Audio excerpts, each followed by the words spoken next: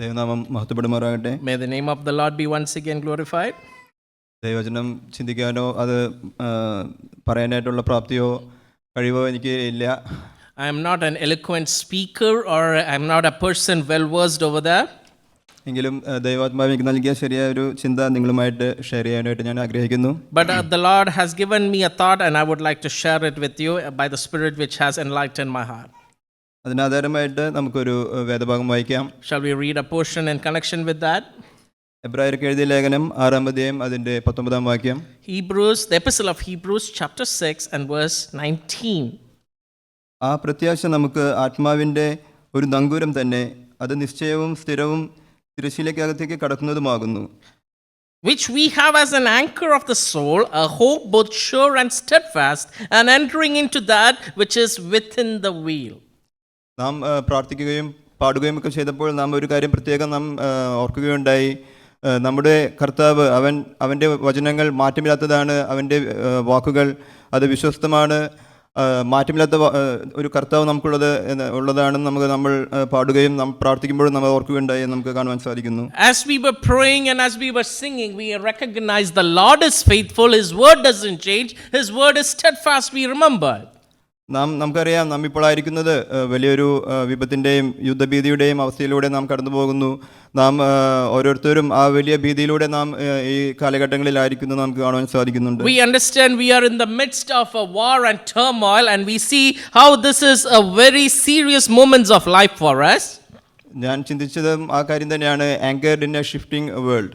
That's where I have started to think the subject, anchored in a shifting world.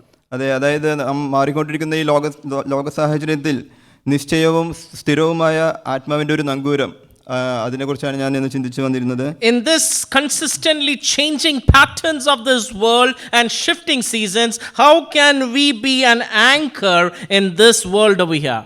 നാം ഈ കാലഘട്ടങ്ങളിൽ പ്രത്യേകം നാം ചിന്തിക്കുമ്പോൾ നമുക്ക് ഏറ്റവും കൂടുതൽ നമ്മുടെ മനസ്സിൽ വരുന്നത് ഫിയർ, ആങ്സൈറ്റി, അതുപോലെ അൺസർട്ടനിറ്റി, ഈ കാര്യങ്ങളാണ് നമ്മുടെ ജീവിതത്തിൽ നമുക്കിപ്പോൾ കൂടുതലായിട്ട് നമ്മുടെ ജീവിതത്തിൽ കടന്നു വരുന്ന കാര്യങ്ങൾ. When we listen to the things and when we live in this world today around us, we are surrounded by fear and anxieties. നാം ഈ എബ്രായർക്ക് എഴുതിയ ലേഖനം 6-ാം അധ്യായം നാം വായിക്കുമ്പോൾ നമുക്ക് കാണുവാൻ സാധിക്കുന്നത് ഏറ്റവും കൂടുതൽ നാം അവിടെ കാണുന്നത് ആത്മീയമായുള്ള പക്വത അഥവാ സ്ഥിരത, അതുപോലെ തന്നെ ദൈവത്തിൻ്റെ മാറ്റമില്ലാത്ത വാഗ്ദത്തങ്ങൾ, അതുപോലെ പ്രത്യാശയുടെ പൂർണ്ണ നിശ്ചയം എന്നീ കാര്യങ്ങളാണ് അവിടെ ഊന്നി പറയുന്നതായിട്ട് നമുക്ക് കാണുവാൻ സാധിക്കുന്നത്. The themes of Hebrews rises our attention to the faithful promises, the promises that are not shifting, and how we should stand steadfast over here.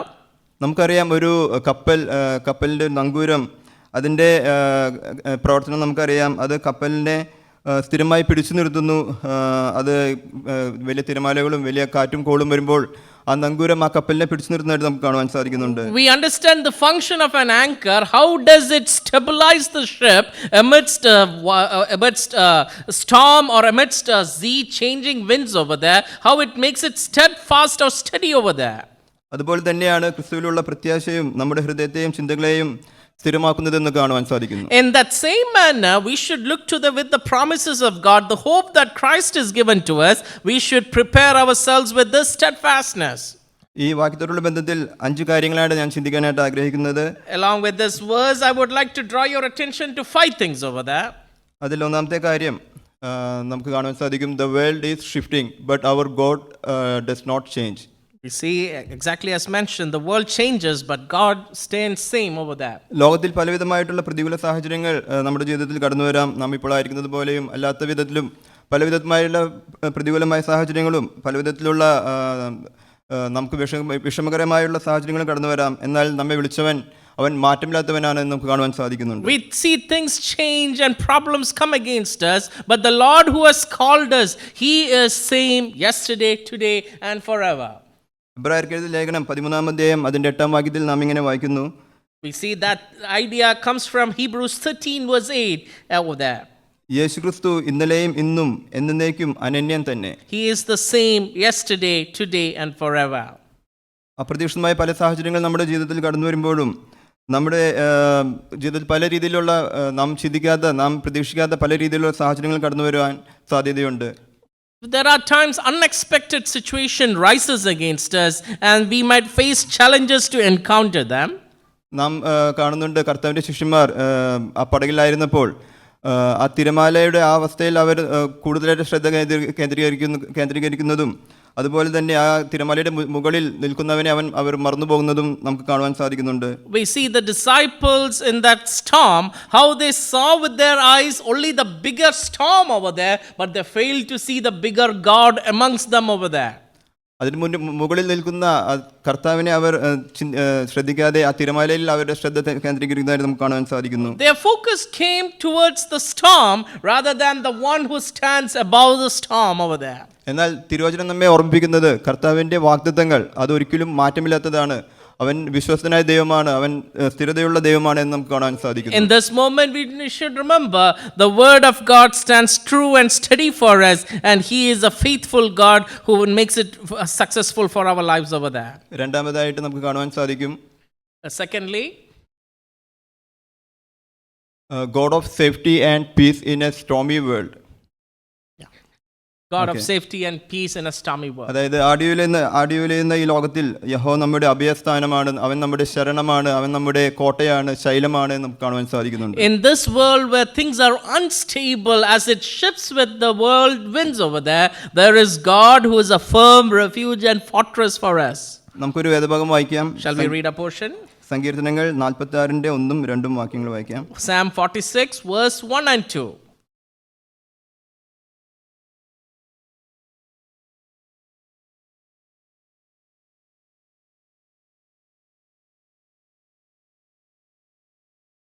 അതെ, നമുക്കവിടെ കാണാൻ സാധിക്കുന്നു ദൈവം നമ്മുടെ സങ്കേതവും ബലവും ആകുന്നു.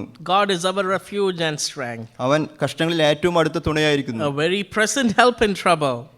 അതുപോലെ തന്നെ നമ്മൾ ആ അധ്യായത്തിൽ തന്നെ നാം 7-11 വാക്യങ്ങളിൽ നാം ഒരേ കാര്യം തന്നെ കാണുന്നുണ്ട്. സൈന്യങ്ങളുടെ യഹോവ നമ്മോട് കൂടെയുണ്ട്, യാക്കോബിന്റെ ദൈവം നമ്മുടെ ദുർഗമാകുന്നു. Again in that same psalm we read in 7 over there, the Jehovah of hosts is with us, the God of Jacob is our refuge. അതുകൊണ്ട് നമ്മുടെ പ്രത്യാശ ഒന്ന് മാത്രമാണ്, ലോകം മാറിമറിയുമ്പോൾ, പ്രതികൂലങ്ങൾ കടന്നു വരുമ്പോൾ ദൈവം നമുക്ക് അഭയസ്ഥാനമായിരിക്കുന്നു എന്ന് നമുക്ക് കാണാൻ സാധിക്കും. So our hope is only one thing: as the world changes and as there are wars coming, the word of God stays true in our life, and how we should remember God is our safe place. അതുപോലെ നമുക്ക് ചിന്തിക്കാൻ സാധിക്കും, ലോകം നമുക്ക് താൽക്കാലികമായിട്ടുള്ള ഒരു സുരക്ഷ മാത്രമാണ് നൽകുന്നത്, എന്നാൽ ദൈവത്തിൽ നമുക്കുള്ളത് നിത്യമായ ശരണമാണ് എന്ന് കാണുവാൻ സാധിക്കുന്നുണ്ട്. Secondly, we need to remember the world only offers a temporal attention and security, but God provides eternal security over there. മൂന്നാമതായിട്ട് നമുക്ക് കാണുവാൻ സാധിക്കും, Thirdly, in a fast changing world we need spiritual anchors. അതായത് ഈ നശ്വരമായ ലോകത്തിൽ നമുക്ക് ഒരു ആത്മീയ നങ്കൂരം ആവശ്യമായിട്ടിരിക്കുന്നത് നമുക്ക് കാണാൻ സാധിക്കുന്നുണ്ട്. in this changing world we need spiritual solid strong anchors in our life. എന്തുകൊണ്ടാണ് ഒരു ആത്മീയ നങ്കൂരം നമുക്ക് വേണ്ടി വരുന്നത്? Why do we need such a spiritual anchor? നമുക്കറിയാം ഒരു നങ്കൂരത്തിന്റെ പ്രവർത്തനം അതെന്താണെന്ന് നമുക്കറിയാം. We know what is the function of an anchor. നമ്മൾ ഒരു കപ്പലിലായിരിക്കുന്നെന്ന് വിചാരിക്കുക. Let us imagine we are in a ship. നമുക്ക് ആ നങ്കൂരം ഒരിക്കലും കാണുവാൻ സാധിക്കുകയില്ല, എന്നാൽ ആ നങ്കൂരമാണ് കപ്പലിനെ പിടിച്ചു നിർത്തുന്നത് നമുക്ക് കാണാൻ സാധിക്കും. We cannot see to our naked eye, but we understand how it holds the ship as it's steady in an ocean over there. ഒരു നങ്കൂരം ഒരിക്കലും ഒരു തിരമാലയെ നിർത്തുന്നില്ല, എന്നാൽ കപ്പലിനെ അത് സ്ഥിരമാക്കുന്നു എന്ന് കാണുവാൻ സാധിക്കും. We understand anchor does not stop the storm, but it makes the ship steady over there. ഒരു നങ്കൂരം പരീക്ഷിക്കപ്പെടുന്നത് അത് ഒരു കൊടുങ്കാറ്റിലാണ് അത് പരീക്ഷിക്കപ്പെടുന്നത്, അല്ലെങ്കിൽ അതിൻ്റെ ശക്തി, അതിൻ്റെ ആ പ്രവർത്തനം നമുക്ക് കാണുവാൻ സാധിക്കുന്നത് ഒരു കൊടുങ്കാറ്റിൻ്റെ അവസ്ഥയിലാണ് നമുക്ക് കാണുവാൻ സാധിക്കും. An anchor can be only truly understood and tested during when there are storms over there. അതിനുള്ള വിധത്തിൽ 4 ആത്മിക നങ്കൂരങ്ങൾ നമുക്ക് ചിന്തിക്കാം. Shall we think in connection with that 4 spiritual anchors? ഒന്നാമതായി ദൈവവചനമാകുന്ന നങ്കൂരം. Shall we read firstly understanding the word of God which is an anchor for our life? അതിനാധാരമായിട്ട് യെശയ്യാവിന്റെ പ്രവചനം 40-ാം അധ്യായം 8-ാം വാക്യം വായിക്കാം. Isaiah 40 and verse 8.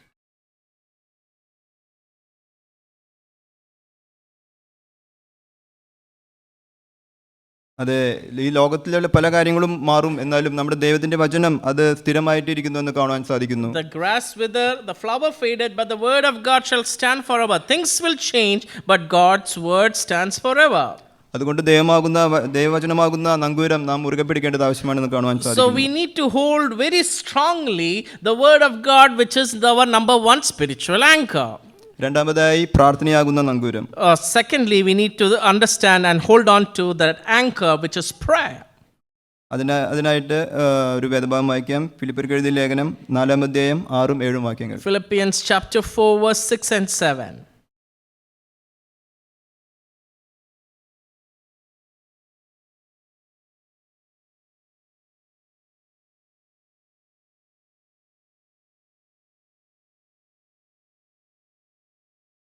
അതെ, നാം വായിച്ചതുപോലെ നമുക്ക് യാതൊരു ചിന്തിക്കാനോ അല്ലെങ്കിൽ നാം പല കാര്യങ്ങളെക്കുറിച്ച് നാം വ്യാകുലപ്പെടുവാനോ നമുക്ക് ആവശ്യമില്ല. നാം പ്രാർത്ഥനയാകുന്ന നങ്കൂരം നാം മുറുകെ പിടിച്ചുകൊള്ളണം. ദൈവത്തോടുള്ള നമ്മുടെ കമ്മ്യൂണിക്കേഷൻ അത് പ്രാർത്ഥന മൂലം മാത്രമാണ് നമുക്ക് കാണുവാൻ സാധിക്കുന്നു. ആ രീതിയിൽ നമുക്ക് പ്രാർത്ഥനയാകുന്ന നങ്കൂരം മുറുകെ പിടിച്ചുകൊണ്ട് നമുക്ക് ജീവിക്കാൻ നമ്മളെ ദൈവം സഹായിക്കട്ടെ. We have things that makes us anxious, makes us uncertain. When we look at things, we might fear and tensions over there. But let's hold on to that anchor of prayer as we read over there, and then let's move forward over there. മൂന്നാമതായിട്ട് നമുക്ക് കാണുവാൻ സാധിക്കുന്നു കൂട്ടായ്മ എന്ന നങ്കൂരം. Thirdly, the anchor of fellowship. എബ്രായർക്ക് എഴുതിയ ലേഖനം 10-ാം അധ്യായം 24-25 വാക്യങ്ങൾ. The epistle of Hebrews chapter 10 verse 24 and 25.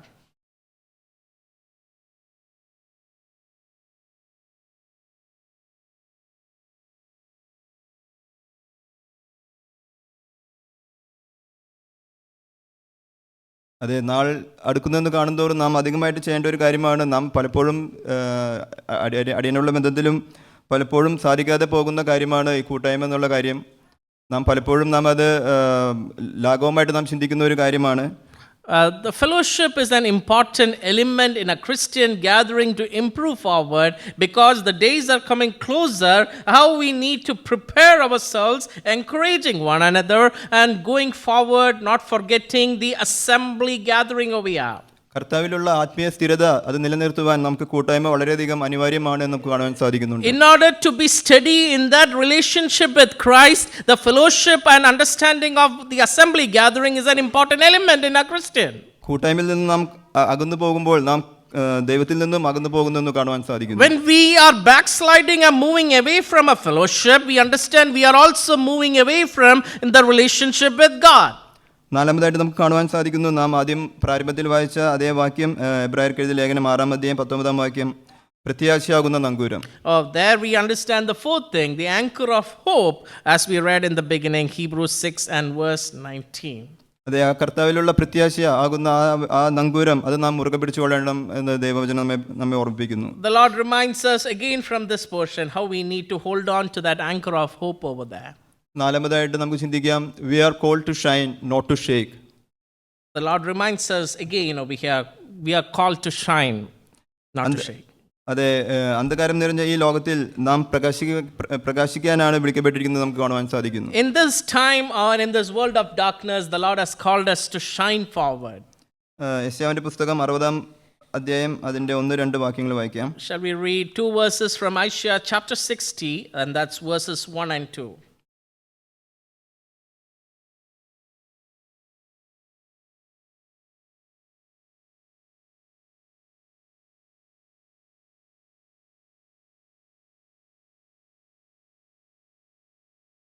അതെ, നാം അവിടെ വായിക്കുന്നുണ്ട്, എഴുന്നേറ്റ് പ്രകാശിക്കുക. നമ്മെക്കുറിച്ച് ദൈവം ആഗ്രഹിക്കുന്നതും അതുതന്നെയാണ്. നാം ഈ അന്ധകാരം നിറഞ്ഞ ഭൂമിയിൽ നാം പ്രകാശമുള്ള വിളക്കുകളായി നാം ശോഭിക്കേണ്ടത് ആവശ്യമാണ് നമുക്ക് കാണുവാൻ സാധിക്കുന്നുണ്ട്. The Lord also expects from our life, arise, shine, for your light has come over here. നമുക്ക് കാണുവാൻ സാധിക്കുന്നു, മറ്റുള്ളവർ ഭയപ്പെടുമ്പോൾ നാം സമാധാനത്തിൽ നിൽക്കുന്നു എന്ന് കാണുവാൻ സാധിക്കുന്നു. When people around us, surrounding us, fear due to the uncertainties, we are people who go in peace over here. മറ്റുള്ളവർ ആശങ്കയിൽ ജീവിതം കഴിക്കുമ്പോൾ നാം വിശ്വാസത്തോടെ നടക്കുന്നു എന്ന് കാണുവാൻ സാധിക്കും. When there are people with fear and anxiety, we walk in faith over there with clarity. മറ്റുള്ളവർ പരാതിപ്പെടുമ്പോൾ വിശ്വാസികളായ നാം ദൈവത്തോട് നന്ദി പറയുന്നു എന്ന് കാണുവാൻ സാധിക്കും. When people around us grumble and complain, we are the people who give thanks and be grateful.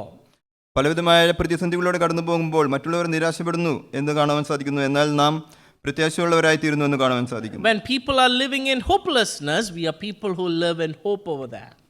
അഞ്ചാമതായിട്ട് നമുക്ക് കാണുവാൻ സാധിക്കുന്നു, a call to faith, God is working even in uncertainty. Fifthly, a call to faith and to move forward in responsibility to God. അതെ, നാം ഇന്നായിരിക്കുന്നതും അങ്ങനെയുള്ള ഒരു അവസ്ഥയിൽ കൂടെയാണ് നാം കടന്നു പോകുന്നത് നമുക്ക് കാണുവാൻ സാധിക്കുന്നു. We are living in an uncertain moments of the world over there.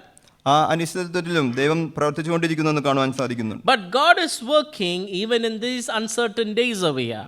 നാം പലപ്പോഴും ചിന്തിക്കും ദൈവം ഇതൊന്നും കാണുന്നില്ല, അല്ലെങ്കിൽ ദൈവം ഇതൊന്നും അറിയുന്നില്ല, നാം ആയിരിക്കുന്ന അവസ്ഥകൾ ദൈവം അറിയുന്നില്ലല്ലോ എന്ന് നാം പലപ്പോഴും ചിന്തിച്ചു പോകാറുണ്ട്. Sometimes you might wonder, is God blind and not wondering, or why is these things happening? Why is this thing happening in front of him? എന്നാൽ ദൈവമക്കളായ നാം അറിയേണ്ട കാര്യം, ദൈവം അറിയാതെ ഒന്നും സംഭവിക്കുന്നില്ല. ദൈവം ആ നമ്മുടെ പ്രതികൂല അവസ്ഥകളിലും ആ അനിശ്ചിതത്വത്തിലും ദൈവം പ്രവർത്തിച്ചുകൊണ്ടിരിക്കുന്നു എന്ന് നമുക്ക് കാണുവാൻ സാധിക്കും. Even in times of uncertainty, when we move forward, we need to remember, without God's knowledge, nothing can happen on this earth over here. Haggai പ്രവചനം 2-ാം അധ്യായം 6-7 വാക്യങ്ങൾ വായിക്കാം. Shall we turn our attention to 6 and 7 of chapter 2 from the book of Haggai?